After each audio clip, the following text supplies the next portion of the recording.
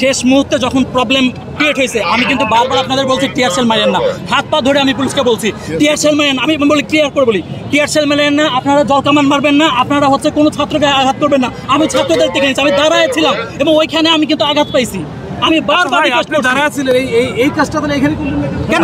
না না না, আমি আপনাকে বলছি যে আমি আমার ব্যবস্থা করতেছি। ওইখানে আপনি আটকাইছেন। শুনেন, আপনাকে হচ্ছে ওই যে আপনার ভিডিও দেখেন। আচ্ছা না না না, ক্যামেরা আটকান না, এটা বলেন আপনারা উস্কানি দিয়েছেন ভাই, আপনারা উস্কানি দিয়েছেন। পুলিশ উস্কানি দিবে কেন?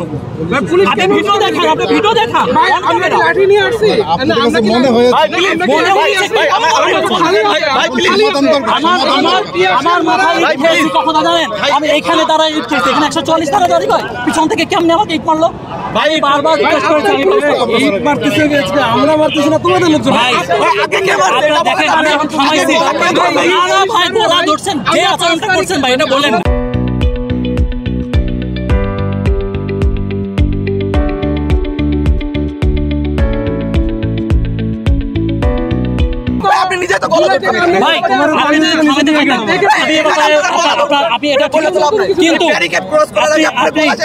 আপনি যদি একটু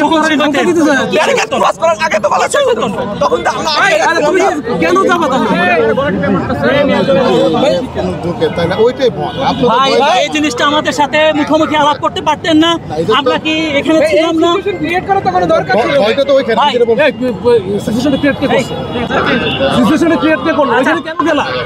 উপদেষ্টাদেরকে কয়বার টাইম দেওয়া হয়েছে?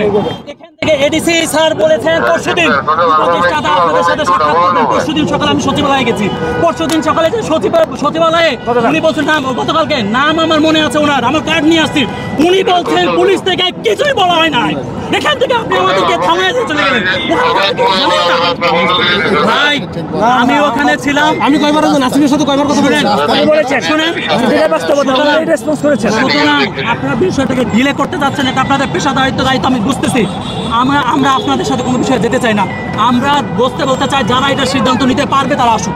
সে যদি ইউনিট সাহেব হন উনি আসবেন, বাকি আসবে, অসুবিধা নেই। যদি বলি আপনারা তো ওরা তো আপনাদের সহযোগিতা, আমাকে তো বলতে আপনাদের অনেক বললেন সহযোদ্ধা, সবাই সহযোদ্ধা। যিনি 10 টাকা চা সিঙ্গার খাইতেন এখন ওয়েস্টিনে নাস্তা করলে এখন বুঝতে পারতেছিলাম কথা বললে এখন আমরা তো আপনাদের বাইরে না।